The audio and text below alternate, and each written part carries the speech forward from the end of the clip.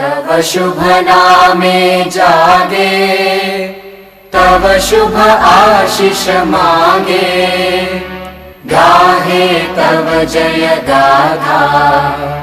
जन गण मंगलदायक जय हे भारत भाग्य विधाता।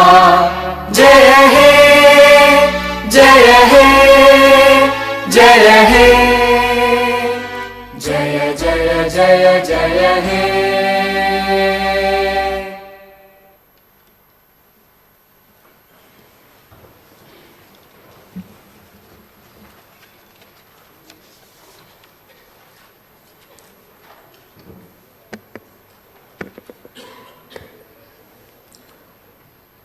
గౌరవ సభ్యులకు అందరికీ హృదయపూర్వక నమస్కారాలు.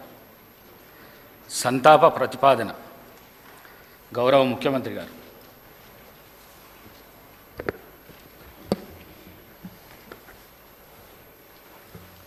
అధ్యక్ష,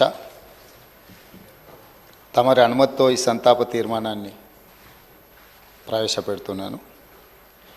తెలంగాణ శాసనసభ సభ్యురాలు కుమారి లాస్యనందిత సాయన్న గారి మృతి పట్ల ఈ సభ తన తీవ్ర సంతాపాన్ని వ్యక్తం చేస్తూ శోకార్తులైన వారి కుటుంబ సభ్యులకు ప్రగాఢ సానుభూతిని తెలియజేస్తున్నది. అధ్యక్ష,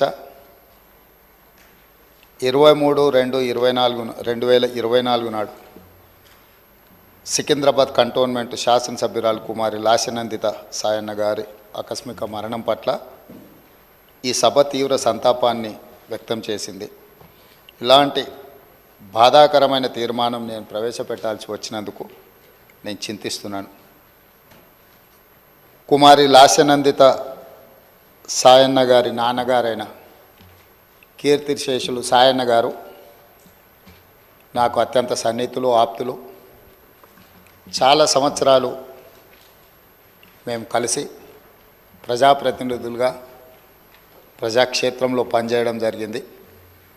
సాయన్న గారు అత్యంత సామాన్యమైన కుటుంబంలో 1951 వల్లభానగర్ నిజామాబాద్ జిల్లాలో జన్మించి కష్టపడి వారు 5 సార్లు శాసనసభ్యుడిగా, ప్రజా జీవితంలో కంటోన్మెంట్ బోర్డు మెంబర్గా, కంటోన్మెంట్ ప్రాంత ప్రజా సమస్యల పరిష్కారంలో వారు ఎనలేని కృషి చేసినారు.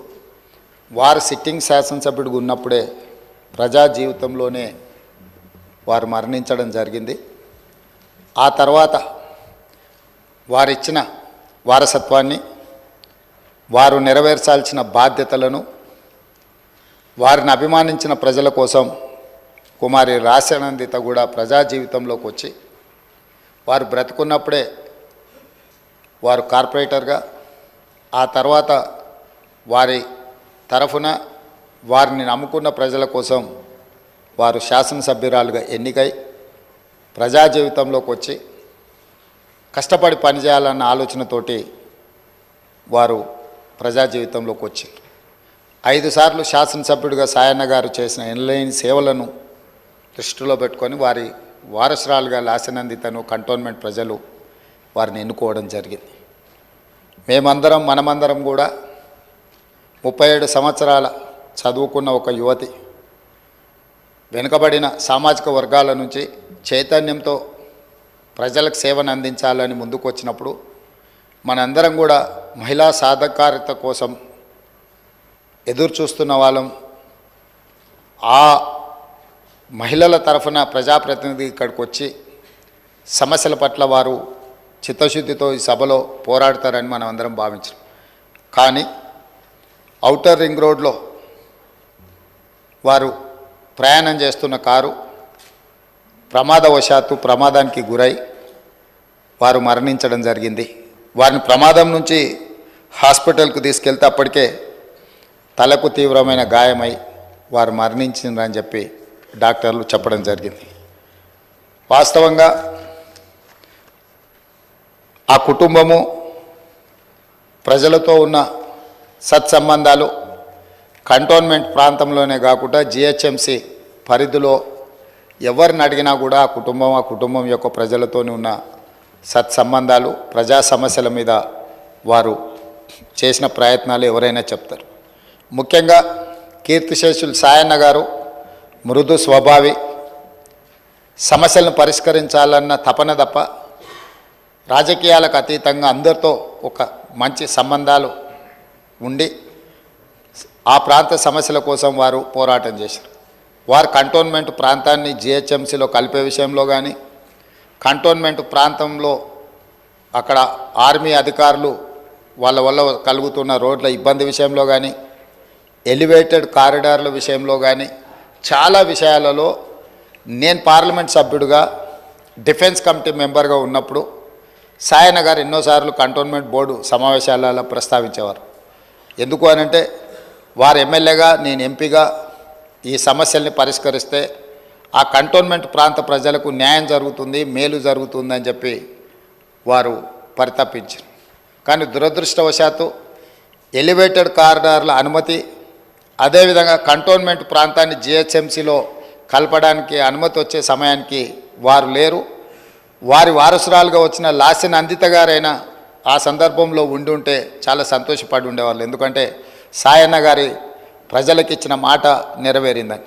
కానీ దురదృష్టవశాత్తు లాస్యనందిత గారు కూడా ఈ కంటోన్మెంటు అత్యంత కీలకమైన సమస్యల పరిష్కార సమయంలో వారు మన మధ్యత లేకపోవడం బాధాకరమైన విషయం. ఏది ఏమైనా కంటోన్మెంట్ ప్రజల హృదయాలలో సాయన్న గారు కానీ, సాయన్న గారి కుమార్తె వారసురాలు లాస్యనందిత గారు కానీ శాశ్వతంగా ప్రజల హృదయాలలో నిలిచిపోతారు.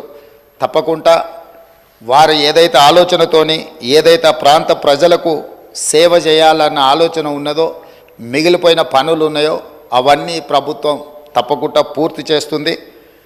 వారిని చిరస్థాయిగా గుర్తుపెట్టుకునే విధంగా ఈ ప్రభుత్వం ఆ పనులను ముందుకు తీసుకువెళ్తుంది. అందుకే అధ్యక్ష, ఆమె మృతి పట్ల ప్రగాఢ సంతాపాన్ని నేను ప్రకటిస్తున్నాను. శోకార్తులైన వారి కుటుంబానికి ప్రగాఢ సానుభూతిని తెలియజేస్తూ ఈ తీర్మానాన్ని ప్రవేశపెట్టడం జరిగింది అధ్యక్ష. ధన్యవాదాలు. శ్రీ కేటీ రామారావు గారు. అధ్యక్ష, ముందుగా తమరికి ధన్యవాదాలు అధ్యక్ష. ఎందుకంటే ఒక యువ శాసనసభ్యురాలు ఇవాళ అనుకోని పరిస్థితుల్లో మన మధ్యన లేని ఈ సందర్భంలో మరి కేవలం ఈ ఒక్కరోజు మొత్తం కూడా సంతాప తీర్మానం మీదే అమ్మాయి గురించి మాట్లాడడానికి అందరికీ అవకాశం ఇచ్చినందుకు ముందుగా తమరికి ధన్యవాదాలు అధ్యక్ష. నిజంగా కూడా కొన్ని సందర్భాలు దిగ్భ్రాంతిని కలిగిస్తాయి అధ్యక్ష. ఇవాళ జ్ఞాని సాయన్న గారు ఇప్పుడే ముఖ్యమంత్రి గారు చెప్పినట్టు ఒక సీనియర్ శాసనసభ్యుడు, 5 సార్లు గెలిచిన మంచి వ్యక్తి, మృదు స్వభావి, ఎప్పుడు ఎక్కడ ఎవరిని కలిసినా ఏ పార్టీలో ఉన్నా ఒక అజాత శత్రువుగా మంచి పేరు తెచ్చుకున్న వ్యక్తి జ్ఞాని సాయన్న గారు అధ్యక్ష. గతంలో పెద్దలు కేసీఆర్ గారి నాయకత్వంలో సాయన్న గారు, మేము అందరం కూడా కలిసికట్టుగా నగరాభివృద్ధికి ఎన్నో రకాలుగా కంటోన్మెంట్ కానీ, తర్వాత నగరంలోని వివిధ ప్రాంతాలకు సంబంధించి కానీ చాలా కమిట్మెంట్తో పనిచేసిన నాయకుడు సాయన్న గారు అధ్యక్ష. అధ్యక్ష, సాయన్న గారు అదేవిధంగా మా గౌరవ ముషీరాబాద్ శాసనసభ్యులు ముఠా గోపాల్ గారు చిరకాల స్నేహితులు అధ్యక్ష. దాదాపు దశాబ్దాల స్నేహం వారిద్దరిది కూడా. మీకు కూడా మంచి స్నేహితుడు అధ్యక్ష వారు. నాకు బాగా గుర్తున్న సందర్భం అధ్యక్ష, 2015వ సంవత్సరం ఆనాడు జిహెచ్ఎంసీ ఎలక్షన్స్ వచ్చినప్పుడు సాయన్న గారు కోరిన ఒకే ఒక్క కోరిక, నేను కవాడిగూడ నుండి లాస్యానందిత గారిని నేను కార్పొరేటర్గా చూడాలనుకుంటా ఉన్నాను, మా మిత్రుడు గోపాల్ గారు కూడా పూర్తిగా మద్దతుగా ఉన్నారని చెప్పి మొదటిసారి ఆ రోజు వచ్చి అడిగితే కేసీఆర్ గారు కాదనకుండా వెంటనే అమ్మాయికి ఒక మంచి భవిష్యత్తున్న నాయకురాలు, మంచి యంగ్ లీడర్గా బాగా చదువుకున్న అమ్మాయి, మంచి అవకాశం ఇవ్వాలన్న ఉద్దేశంతో ఆనాడు కవాడిగూడ నుంచి కార్పొరేటర్గా గెలిపించుకోవడం జరిగింది అధ్యక్ష. కానీ నిజంగా కొన్ని సందర్భాలు ఎట్లా ఉంటాయి అధ్యక్ష అంటే, ఇప్పుడు సాయన్న గారి కుటుంబాన్ని చూస్తూ ఉంటే విధి నిజంగానే వారి మీద పగబట్టిందేమో అన్నంత తీవ్రంగా ఒకే ఒక్క సంవత్సరంలో మరి అటు సాయన్న గారు దుర్మరణం పాలు కావడం, ఆ తర్వాత అనుకోని మరి మమ్మల్ని అందరినీ కూడా విస్మయపరుస్తూ దిగ్భ్రాంతికి గురి చేస్తూ లాస్యానందిత గారు కూడా ఈ రోడ్ యాక్సిడెంట్లో చనిపోవడం, ఇవన్నీ కూడా అత్యంత ఆవేదన కలిగించే అంశాలు అధ్యక్ష. ఒకటే ఏడాది లోపల అటు తండ్రి ఇటు కూతురు చనిపోవడం అంటే ఆ కుటుంబంలో ఎంత విషాదం ఉంటుందో మనం ఊహించవచ్చు అధ్యక్ష. కానీ చాలా చురుకైన అమ్మాయి అధ్యక్ష. ఆనాడు కార్పొరేటర్గా జిహెచ్ఎంసీలో పనిచేసిన, తదనంతరం సాయన్న గారు కొంత ఆరోగ్యం బాగలేకుండా అధ్యక్ష, బాగా డయాబెటీస్ ఎక్కువై చివరికి లెగ్ యాంపిటేట్ చేయాల్సిన పరిస్థితి వచ్చినప్పుడు కూడా ఒకవైపు నందిత, మరొక వైపు నివేదిత, ఇద్దరు అమ్మాయిలు పాపం ఆయనతో ఎల్లవేళలా ఎక్కడికి ఏదైనా మీటింగ్కి వచ్చినా, ఆఫీస్కి పోయినా, మంత్రులను కలిసేదున్నా లేదా అధికారులను కలిసేదున్నా ఇద్దరు అమ్మాయిలు కుడి భుజం ఎడమ భుజం మాదిరిగా ఆయనకి రెండు వైపులా ఉండి తీసుకొని పోయేవాళ్ళు అధ్యక్ష. మా దగ్గర కూడా చాలాసార్లు ముగ్గురు కలిసే వచ్చేది. అట్లాంటి కుటుంబం సాయన్న గారు మరణించిన తర్వాత ఇదే శాసనసభలో అధ్యక్ష ఆనాడు కేసీఆర్ గారు ముఖ్యమంత్రిగా సంతాప తీర్మానం చెప్పడమే కాకుండా ఆ కుటుంబానికి అన్ని రకాలుగా అండగా ఉంటామని చెప్పి హామీ ఇచ్చిన హామీ ప్రకారమే ఆ రోజు మళ్ళీ లాస్యానందిత గారికి 2023లో జరిగిన శాసనసభ ఎన్నికల్లో మరి ఆనాడు పార్టీ నుంచి అవకాశం కూడా ఇవ్వడం జరిగింది అధ్యక్ష. ఇప్పుడే ముఖ్యమంత్రి గారు చెప్పినట్టు కంటోన్మెంట్లో సాయన్న గారు చేసిన సేవ, రాజకీయాలకు అతీతంగా కలిసి ఉండే మంచి వ్యక్తిత్వం, ఎన్నింటి వల్ల నందిత గారికి కూడా తప్పకుండా తండ్రి గారి ఆశీస్సులతో పార్టీ అండతో బ్రహ్మాండమైన మెజారిటీతో అమ్మాయి కూడా గెలిచింది అధ్యక్ష. బాధాకరం ఏమంటే సరిగా గెలిచిన కొద్ది కాలానికే మరి నల్లగొండలో మా పార్టీ సభ ఒకటి జరుగుతూ ఉంటే అక్కడికి నందిత గారు కూడా రావడం జరిగింది. ఆ రోజు కూడా రోడ్ యాక్సిడెంట్ అయింది. తన కారుకి పూర్తి స్థాయిలో ధ్వంసమై అమ్మాయి స్వల్ప గాయాలతో బయటపడ్డా కూడా మరి చాలా ఇబ్బంది పడ్డది అధ్యక్ష. చాలా మనోవేదనకు కూడా గురైంది. తదనంతరం వాళ్ళ ఇంట్లో కూడా ఒక చిన్న యాక్సిడెంట్ అయింది. వరుసగా అదేదో పగబట్టినట్టే నల్లగొండలో ప్రమాదం, తర్వాత అక్కడ లిఫ్ట్లో ప్రమాదం, ఆ తర్వాత మళ్ళీ అనుకోకుండా ఈ ఓఆర్ఆర్ మీద జరిగిన రోడ్ యాక్సిడెంట్లో అమ్మాయి మరణించడం జరిగింది అధ్యక్ష. మేము ఆ రోజు పార్టీగా మాట ఇచ్చి సాయన్న గారి కుటుంబం మా కుటుంబమే అని చెప్పి ఆనాడు సాయన్న గారి తర్వాత లాస్యానందిత గారికి పార్టీ అవకాశం ఇచ్చింది అధ్యక్ష. అమ్మాయి గెలిచింది. దురదృష్టవశాత్తు ఏడాది లోపలే అమ్మాయి మరణిస్తే తిరిగి వారి సోదరి నివేదిత గారికి మొన్న జరిగిన ఉప ఎన్నికల్లో కూడా అవకాశం ఇచ్చింది అధ్యక్ష పార్టీ నాయకత్వం, కేసీఆర్ గారు. కానీ దురదృష్టం ఉప ఎన్నికల్లో మొన్న మా పార్టీ ఓటమి పాల్గొవడం జరిగింది అధ్యక్ష. నిజంగా కల్లో కూడా అనుకోలేదు. చురుకైన ఒక నాయకురాలు, మంచి వ్యక్తిత్వం, మంచి విద్యార్హతలు కలిగిన ఒక మహిళ ఈ శాసనసభలో అడుగుపెట్టిందని చెప్పి సంతోషపడ్డాం. భవిష్యత్తు ఉజ్వలంగా ఉంటుంది అమ్మాయికి అని చెప్పి ఆశించినాం. కానీ ఇదే సభలో ఆమె అడుగుపెట్టిన కొద్ది కాలానికే సంతాప తీర్మానం మీద మాట్లాడాల్సి వస్తుందనే ఆవేదన మాత్రం మా సభ్యులందరికీ ఉంది అధ్యక్ష. వారందరి మనోవేదన, ముఖ్యంగా మా గోపాలన్న గురించి అయితే ఆయన ఎంత బాధపడ్డారో నేను కళ్ళారా చూసిన అధ్యక్ష. అందుకే ఇలాంటి క్లిష్ట పరిస్థితుల్లో సాయన్న గారి మరణం తర్వాత మేమందరం కూడా ఆ కుటుంబానికి అండగా నిలబడాలని పార్టీగా నిర్ణయం తీసుకున్నాం. తర్వాత నందిత గారు, తర్వాత ఇప్పుడు నివేదిత గారు, వారి కుటుంబానికి ఈరోజు అయితే కాదు అధ్యక్ష, భవిష్యత్తులో కూడా సంపూర్ణంగా అండగా ఉంటాం. ఈ సంతాప తీర్మానాన్ని పూర్తిగా బలపరుస్తూ ఆ కుటుంబానికి మనోధైర్యం భగవంతుడు ప్రసాదించాలని, లాస్యానందిత గారి ఆత్మకు శాంతి చేకూరాలని ప్రార్థిస్తా ఉన్నాను అధ్యక్ష. ఎల్ఏ మినిస్టర్ శ్రీ శ్రీధర్ బాబు గారు. అధ్యక్ష, సికింద్రాబాద్ కంటోన్మెంట్ శాసనసభ్యురాలు కుమారి లాస్యానందిత సాయన్న గారి ఆకస్మిక మరణంపై గౌరవ ముఖ్యమంత్రి గారు ప్రవేశపెట్టిన తీర్మానాన్ని బలపరుస్తూ యువ ఎమ్మెల్యే లాస్య గారి మరణం కంటోన్మెంట్ ప్రజానికానికి, యువ నాయకత్వానికి లోటుగా భావిస్తూ ఉన్నాం. సాయన్న గారి ముగ్గురు కూతుర్లో చిన్నవారైన లాస్య గారు మొదటగా 2015లో పికెట్ నుంచి వార్డ్ మెంబర్గా పోటీ చేయటం, 2016లో కవాడిగూడ కార్పొరేటర్గా పోటీ చేసి వారి ప్రజా జీవనాన్ని మొదలుపెట్టడం, తదనంతరం అనారోగ్యంతో బాధపడతా ఉన్న సాయన్న గారికి వారి కుటుంబ సభ్యుల ద్వారా కంటోన్మెంట్ ప్రజలకు సేవలు అందించాలని భావించి మరి చాలా చురుకుగా ఆ ప్రాంత ప్రజలకు సేవలు అందించిన వ్యక్తిగా పేరుగాంచారు. ఈరోజు కంటోన్మెంట్ ప్రజలకు సేవలు అందించాలని ఆలోచనలో భాగంగా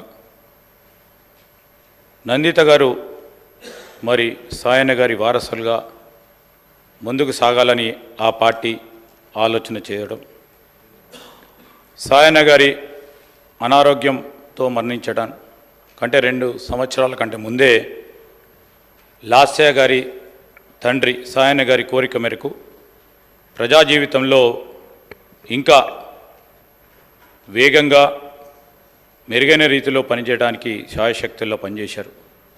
స్థానికంగా గొప్ప గుర్తింపు కూడా సాధించడం జరిగింది.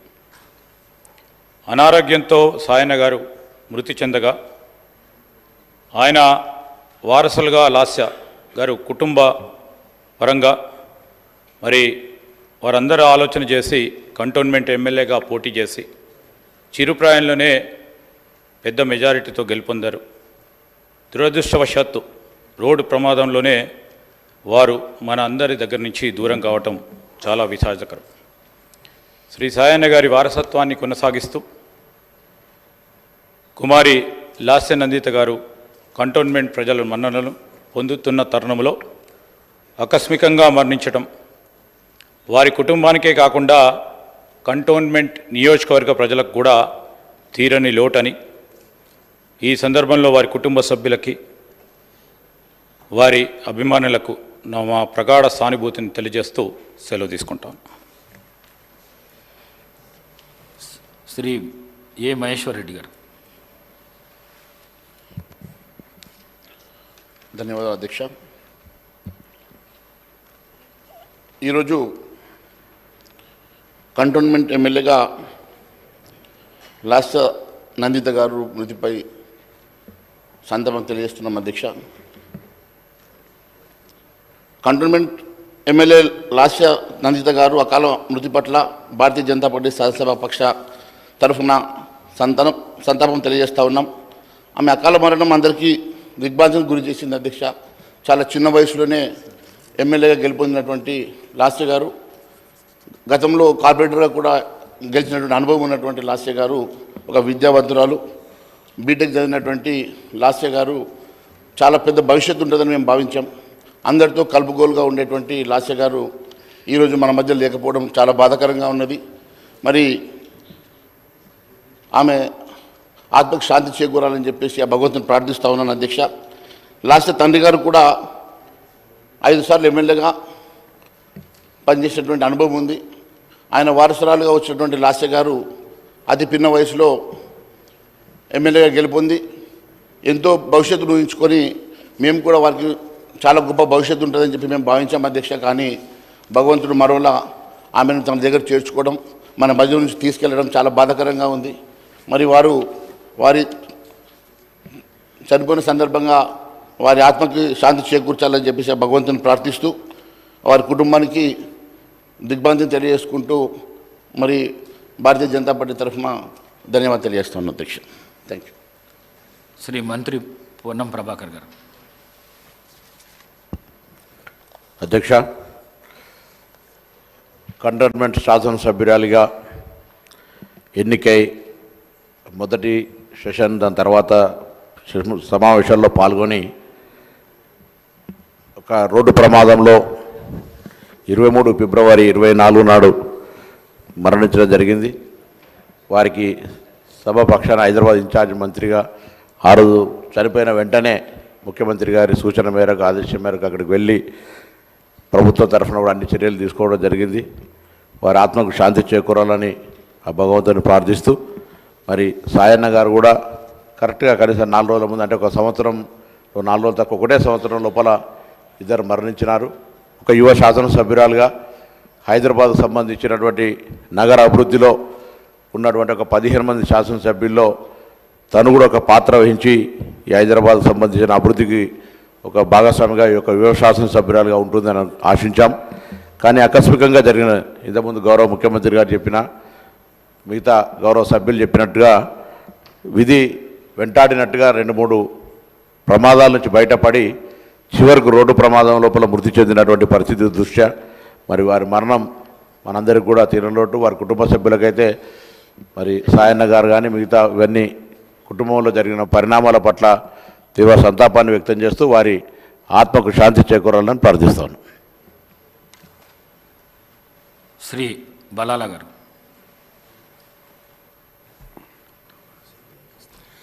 स्पीकर साहब, मैं मेरी पार्टी की जानिब से लास्या नंदिता सायन्ना जो हमारे साथ के इस बार के एमएलए थे, उनके पुरसे के लिए खड़ा हुआ हूं. जो सायन्ना साहब भी जुमला 5 बार इस असेंबली के अंदर